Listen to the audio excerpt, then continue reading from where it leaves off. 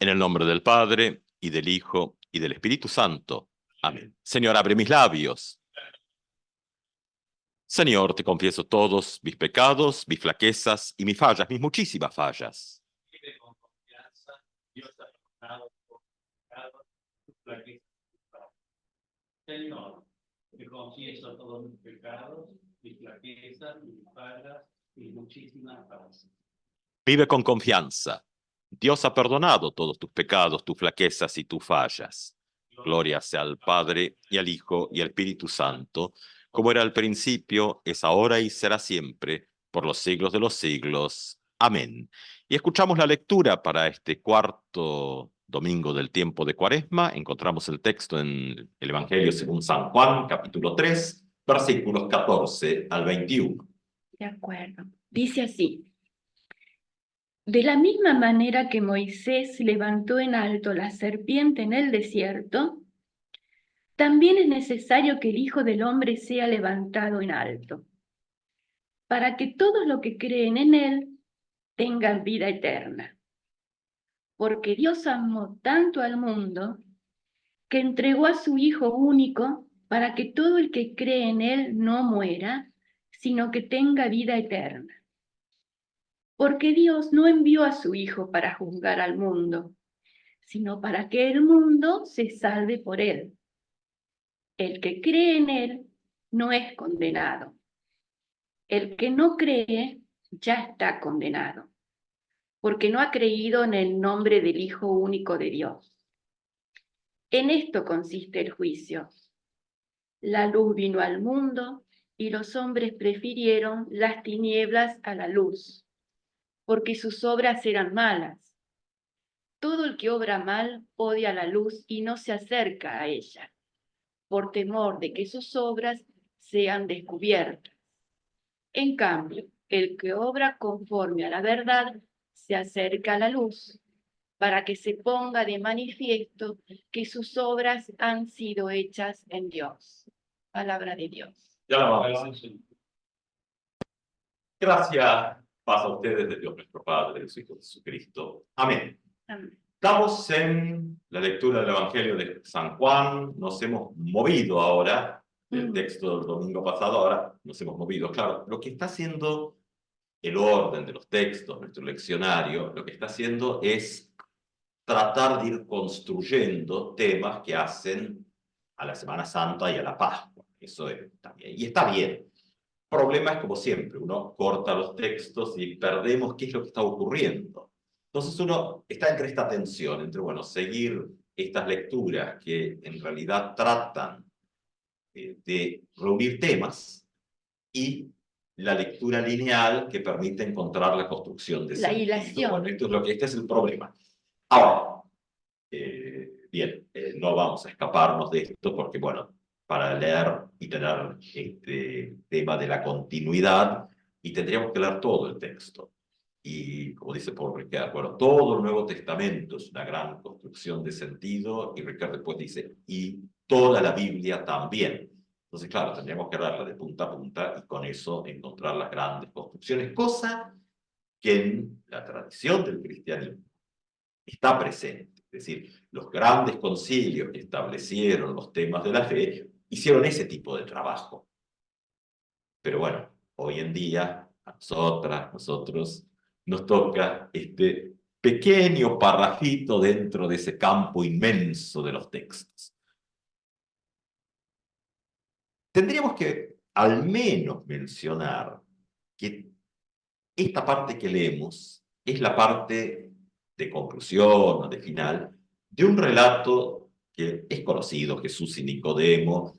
Nicodemo, el que va a ver a Jesús de noche a preguntarle cuestiones, ¿no? Entonces, hay una justamente contraposición entre la noche en la que va Nicodemo y este texto ahora, que es donde aparecen los elementos que nos ayudan a resolver, o como San Juan está preparando. Tengamos en cuenta que estamos muy al comienzo del Evangelio según San Juan. Entonces, nosotros y nosotras probablemente tenemos en la cabeza más la cuestión del relato, ese relato relativamente integrado, que Mateo, Marcos, Lucas, se llama la tradición sinóptica. Entonces estaríamos leyendo lo del domingo pasado y tal vez entonces casi que esto lo podríamos estar leyendo también muy cerca de lo que consideramos en esta construcción histórica, porque bueno, lo que es historia es otra discusión, pero esta construcción histórica que hacemos de un cierto caminar en el tiempo para llegar a la cruz. Entonces, para Mateo, Marcos, Lucas, todo esto que estamos haciendo ahora está muy cerquita. Sí. Pero en Juan estamos en el capítulo 3. Ahora estamos muy al comienzo. Entonces, bueno, esto también juega cuando traemos estos elementos a la mesa de reflexión. Y hay una cantidad de pequeñas perlas en el texto, y como el domingo pasado se hizo demasiado largo, vamos a tratar de mantenernos más acotados. Eh, Uno de estos es Juan 3:16, que es una clave llamada así en la tradición la pequeña Biblia. Juan 3:16, amó tanto Dios al mundo que no ha enviado a su Hijo a condenar al mundo, sino para que se salve, ¿no? Para que el mundo sea salvo. Que ya es una perla interesantísima, porque especialmente en el cuarto evangelio, este que estamos leyendo, mundo no aparece con la carga negativa. Mundo aparece como objeto del amor de Dios. Esto de la iglesia y el mundo que uno escucha por ahí a veces, hay que alejarse de lo mundano. Pero leemos Juan, el evangelio, el cuarto evangelio, y el mundo es objeto del amor de Dios.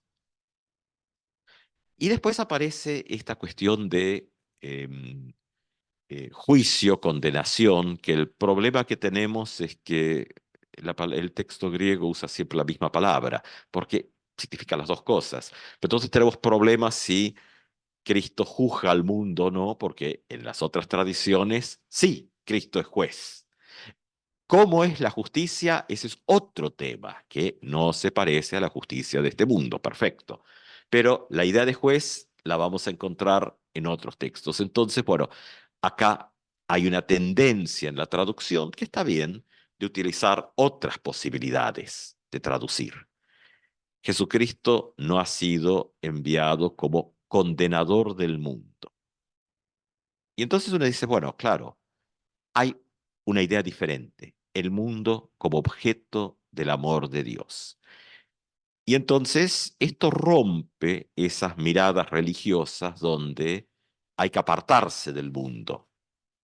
Muy de la Reforma también, la discusión sobre la cuestión de los conventos y los monasterios, como apartarse del mundo para encontrar a Dios. La Reforma del siglo XVI tiene esto, bueno, no, no, Dios actúa en este mundo, el Espíritu Santo actúa en este mundo, está. Eso también valoriza, y cuando uno tiene que decir otras cosas, decir, bueno, ¿hay que cuidar la creación o no? Y para el que dice que hay que apartarse, le da lo mismo. Para el que lee de esta manera, como lee el Evangelio según San Juan, uno dice, bueno, sí, porque el mundo es objeto del amor de Dios, todo lo creado. Entonces, bueno, el tema de la ecología cae adentro y no afuera. Ahí es donde nuestras miradas religiosas, nuestras miradas de la fe, interactúan o no con la vida de todos los días. Y con este concepto de prójimo o lo prójimo, lo cercano, lo que está en cuanto a objeto del amor de Dios. Por lo tanto, nos iguala. Es decir, no hay una parte que está bajo el amor de Dios y una parte que no está. Ahora, todo esto parece que es un problema. Nicodemo, que no hemos leído el texto, pero uno puede después agarrar el texto bíblico y empezar a leer ahí a partir del versículo 1, ¿no? El capítulo 3. Este problema, que inclusive es un problema de traducciones, traducciones en la cabeza de Nicodemo, ¿no? Pero bueno, eso es otro texto. Pero poder contraponer la noche de la pregunta de Nicodemo con nuestro texto de hoy, que es Cristo elevado. Y aquí es donde a veces uno lee, bueno, y aparece por ahí, bueno, Cristo como nuevo Moisés, intérprete de la ley, no es la lectura cristiana, o sea, por lo menos de la cristiandad en general. Es una lectura que viene de otros grupos. ¿Por qué? Si uno compara, porque acá hay una digamos, reminiscencia, una referencia, como quieran llamarlo, al libro de los números, a la situación del relato, de números del desierto, donde, bueno, la gente está murmurando contra Dios y contra Moisés, entonces reciben de regalo las víboras venenosas, ¿no? Es decir, es un texto muy antiguo donde esta idea del castigo está relacionado con lo que hacemos. Y bueno, esto después, en la época de los profetas cambia, estamos leyendo un texto muy antiguo ahí. Entonces, bueno, aparece esto de la serpiente de bronce que ha sido puesta en alto por Moisés, entonces quien es picado por las serpientes terrenas, comillas, mira a la serpiente de bronce y se salva. Es decir, acá hay una relación tierra, levantar la vista en el texto de números. Ahora, hacer simplemente la conexión de decir, bueno, Cristo es el nuevo Moisés, no coincide estructuralmente. Porque el que es elevado no es la serpiente, sino Cristo. Y el elevador en el texto es Moisés. Bueno, ¿quién eleva a Cristo? Acá, en este texto, no lo dice. En el relato del Evangelio según San Juan va a ir apareciendo esta cuestión de las tensiones y cómo se va resolviendo. Ahora, lo que sí tenemos en nuestro relato bíblico del Evangelio de hoy, sumando este dato de que Nicodemo va de noche, es Jesús levantado en alto, y por supuesto, no lo dice acá, pero toca los textos, tanto de la crucifixión como el texto de números, lo que se puede ver. En el libro de números, ahí aparece que el curarse de las picaduras, ojo que todo esto es la construcción del profundo lenguaje narrativo simbólico. Entonces hay que ver lo que está debajo. La superficie es una historia, abajo está el sentido. Entonces hay que hacer una especie de buceo para encontrar estas estructuras.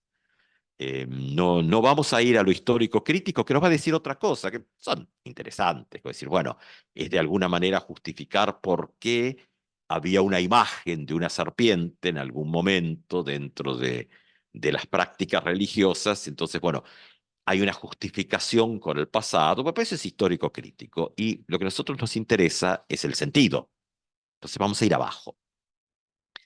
¿Qué es lo que juega en el texto ahora?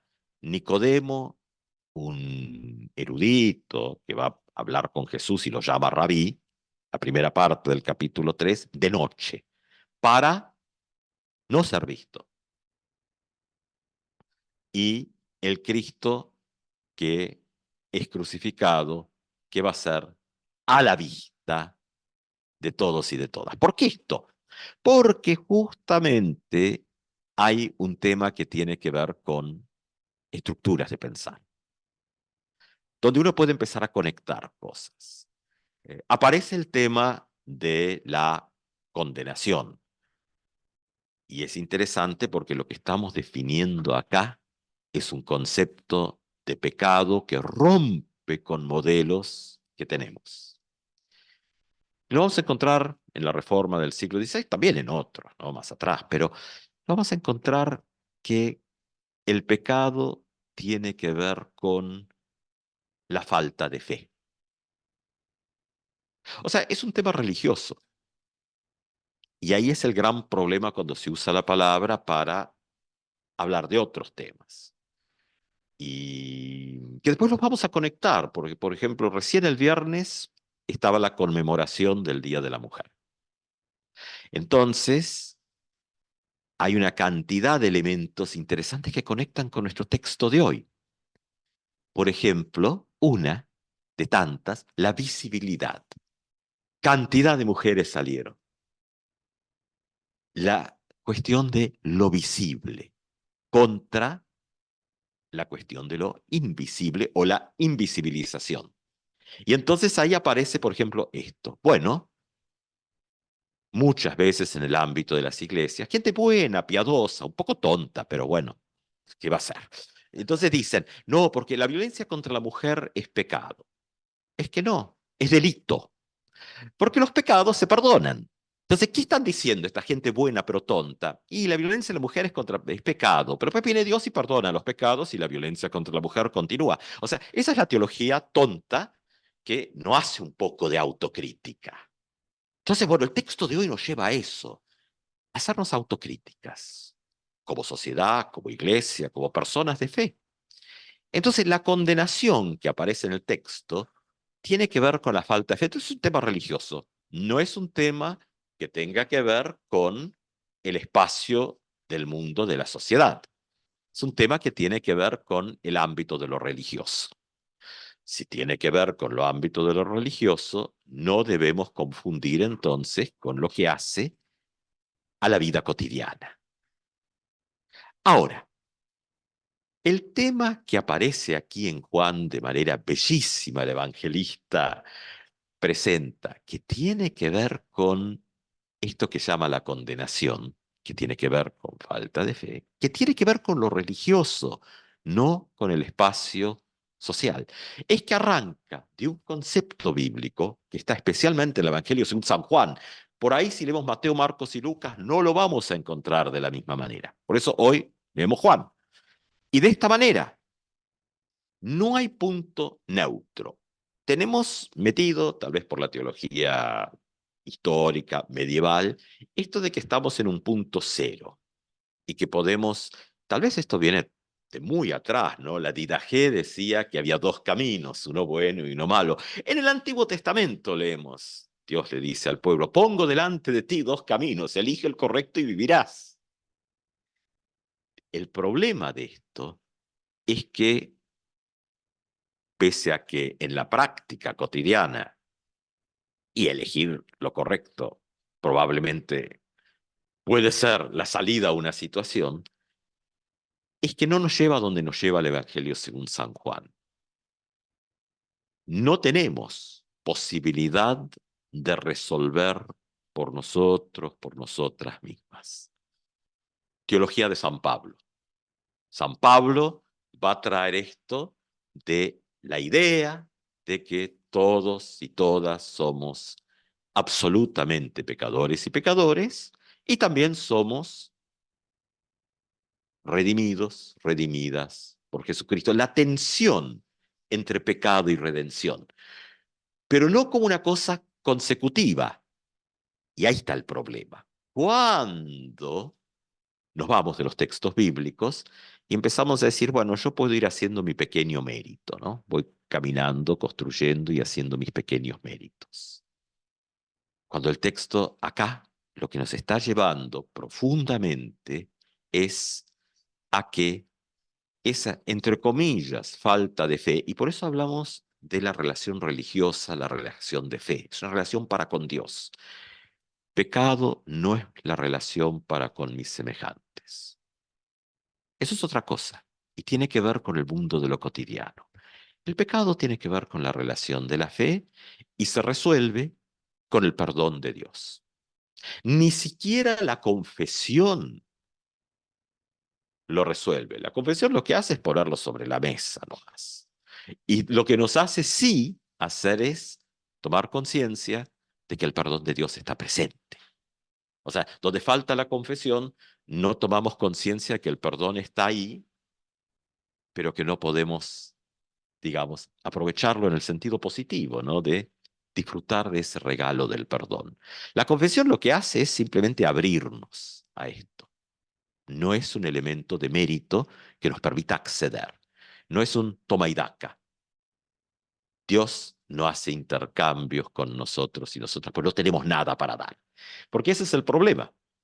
El único que tiene algo para dar en todo, para volver al texto que hemos leído según San Juan, aquí en la segunda parte del capítulo 3, es Jesucristo, que es puesto en alto. Toda esta imagen que tiene que ver con la cruz y la resurrección, a partir de lo cual se lee todo. Y entonces, contra Nicodemo que va de noche, Jesucristo es puesto en alto, dice el texto, a la vista, a la luz. Y entonces rompe con ese otro modelo en el ámbito de lo que hace a lo religioso, lo que hace a la vida de fe de la comunidad y de las personas, rompe con el modelo que no permite acceder.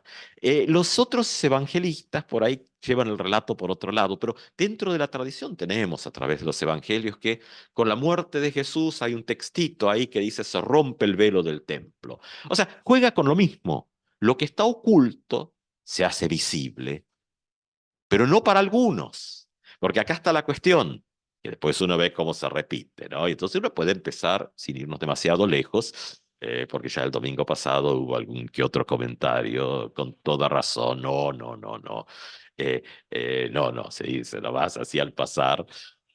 Ah, bueno, acá ahora...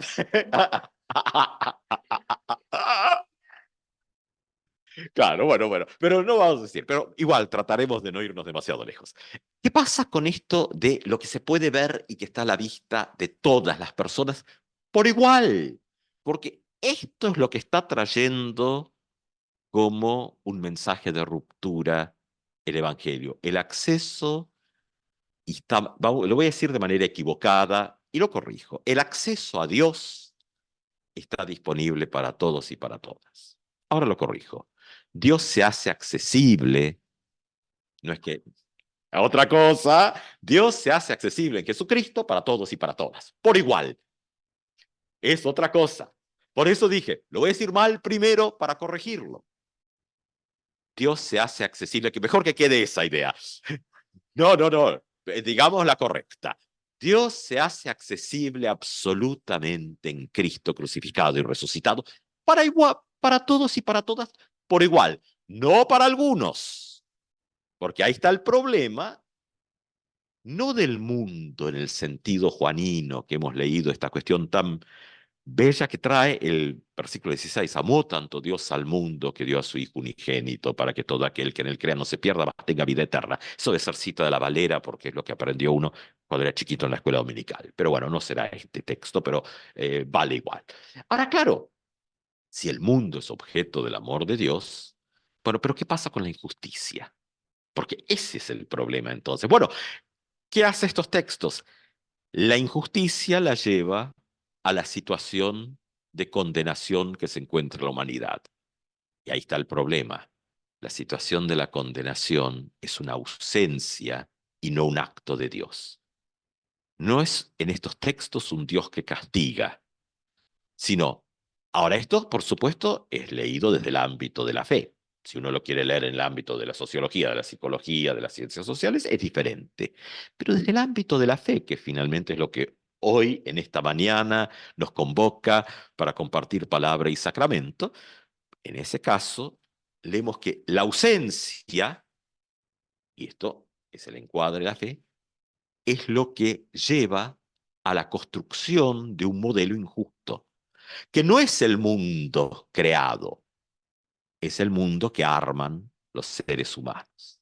Ahí hay toda esa mirada de Paul Ricoeur de que toda la Biblia genera sentido como totalidad, empieza a generar movimiento. Entonces, la injusticia no es algo que Dios, entre comillas, aprueba, sino que es una construcción humana que después podemos ver los relatos del libro del Génesis, podemos ver todos los relatos que tienen que ver con las rupturas, el libro del Éxodo y lo que va pasando después, este relato que hicimos la mención al pasar del libro de los Números, porque conecta con nuestra pequeña porción de hoy, ¿sí? Pero donde la injusticia es una construcción humana. Y por lo menos desde el ámbito de la fe, un elemento fundamental para la comunidad creyente es justamente volver a leer desde el Jesucristo que, como en este texto compara, dice, es elevado, Juan 3, la idea de la resurrección junto con la cruz.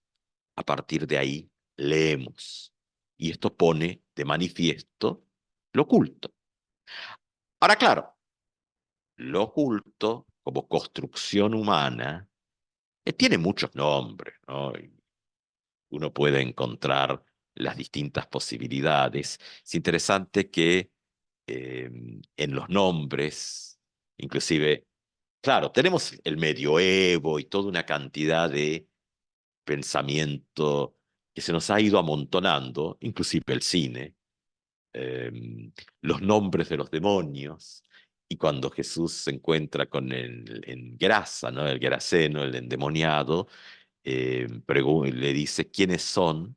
¿Quién es? Y dice, somos legión.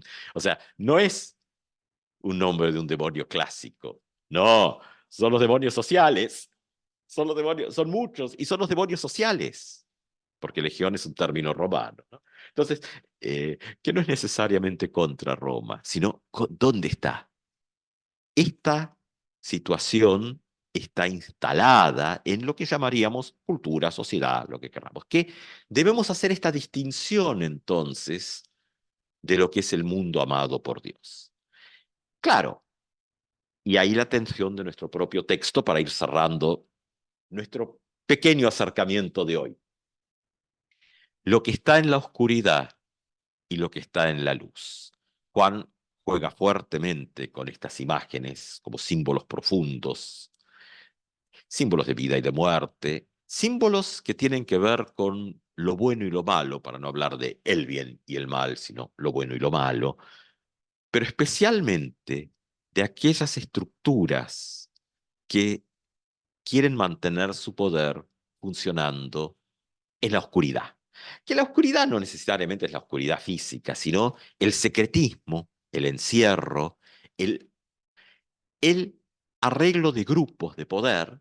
Para la época, bueno, uno ve que las cuestiones de poder las resolvían algunos grupos que ya habían dejado de ser representativos.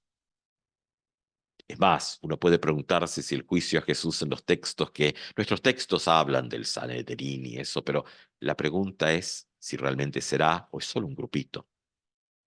Lo más probable es que solo un grupito de poder, de señores que tomaban decisiones sobre la vida ajena. Y alguien con toda razón podrá decir, bueno, pero eso es justamente el centro del patriarcado, como modelo opresivo. Ah, bueno, eso no lo he dicho, ¿eh? Eso yo no lo he... Claro, y me parece muy bien.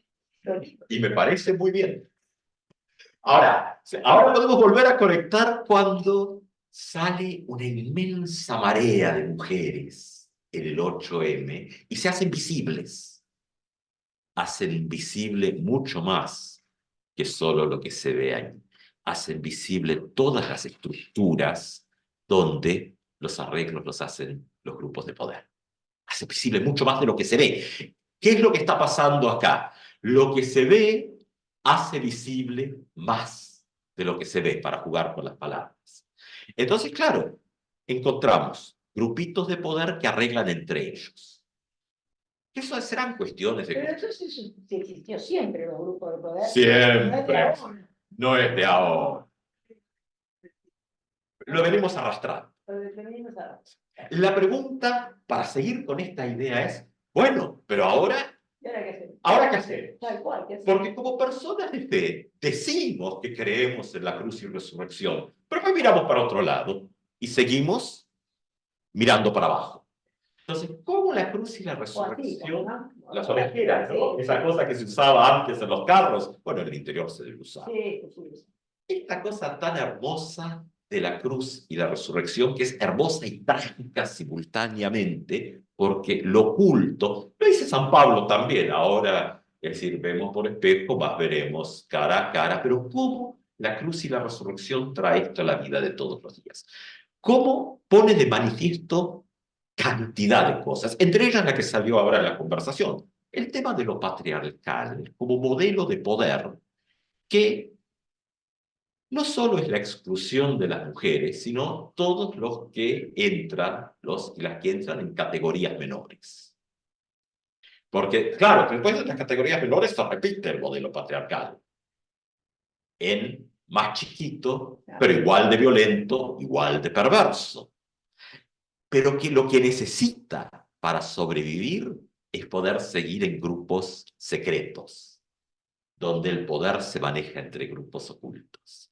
No a la luz, como nuestro texto de hoy, donde decimos, bueno, la cruz y la resurrección, tomando este texto juanino, ¿no? Y después, bueno, tomaremos en los domingos que vienen los otros textos, donde el Cristo elevado, la cruz y la resurrección, está a la vista de todos y todas por igual.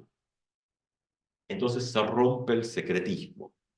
Entonces, en los orígenes que ha dado un poco la historia de lo que se conmemora, y lo traigo porque es tan cercano al texto bíblico de hoy, el Día de la Mujer, el 8M, que justamente tiene que ver con obreras, mujeres, a quienes se les paga menos, ¿Y por qué fue? en fábrica, y que hay voces que se levantan, entonces los dueños cierran eso y bueno, de alguna manera todo eso se prende fuego y la gente, las mujeres, mueren calcinadas. Sí. Ahora, claro, el tema es cómo reacciona el poder cuando las voces se levantan.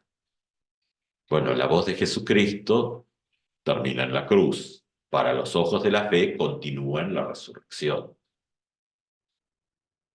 Para la búsqueda de derechos, en el otro régimen, no en esto de los dos regímenes, la voz levantada, que termina en un asesinato, Mm. en el tiempo se convierte en una gran ola de voces visibles, la visibilización de ese reclamo por lo justo. Entonces, ahí es donde conectamos que justamente la relación de fe, lo que Dios nos brinda totalmente, es como comunidad creyente, personas creyentes, miramos desde lo que vemos en la cruz y la resurrección, miramos a nuestro mundo y donde estamos juntos a todas aquellas búsquedas de justicia para el bien común, para todas y todas las personas, por igual, no para grupitos de poder que se arreglan entre ellos y que después cuando hay un problema, en lugar de permitir que salga a la luz, dice, no, vení, no lo denuncies, vení, arreglemos, te damos algo. Eso pasa en la sociedad, en la iglesia, pero eso sería para otro capítulo. ¿Saben cuántas veces uno... Vamos anotando. No, claro, alguien dice tal cosa y no digas nada, vení, pasá por las oficinas que vamos a arreglar esto. Bueno, y la corrupción a nivel más chiquito, pero bueno, pero hace todo el mismo paradigma. Hace todo el mismo paradigma de la corrupción. Y entonces decir, bueno, ¿cómo lo del viernes es una imagen de lo que no queda oculto y se pone a la luz? Por eso ayuda a ver. ¿Cómo personas cristianas también debemos mirar ahí? Porque eso, aunque responde al régimen de lo cotidiano, nos debería hacer ruido para decir, tal vez como personas de fe, debemos volver a mirar al Cristo crucificado y resucitado, a ver qué sentido No cobra. es tan difícil. No es tan difícil, pero a veces nos resistimos a hacerlo. Sí. Hay que Decir, hacerlo. donde justamente por la fe, el regalo que nos ha sido dado por Dios que se acerca a redimir, tenemos un llamado a ser parte de justamente que el amor de Dios por el mundo, como decía este texto, pueda separarse, identificarse con no mezclar mundo con injusticia humana. Y decir, la voz de Dios del amor por el mundo es un mundo donde no haya injusticias. Y conecta ahí. Bien, ya otra vez pasado de hora, bueno, vamos a cerrar acá, que el Dios de paz que nos regala en Jesucristo la redención para la comunidad de fe, para cada uno, cada una, nos haga también personas que nos interesemos por un mundo de justicia y esperanza para todos y para todas. Amén.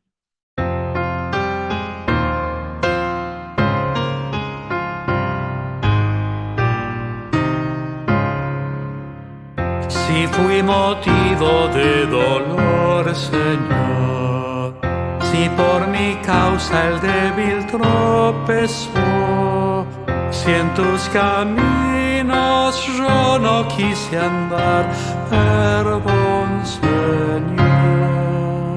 Si vana y fútil mi palabra fue, si al que sufría en su dolor dejé, no me condenes tú por mi maldad, perdón, Señor. Si por la vida quise andar en paz, tranquilo, libre y sin luchar por ti, cuando anhelabas verme en la lid, perdón, Señor. Escucha, oh Dios, mi pobre confesión y líbrame de tentación sutil. Preserva siempre mi alma en tu redil.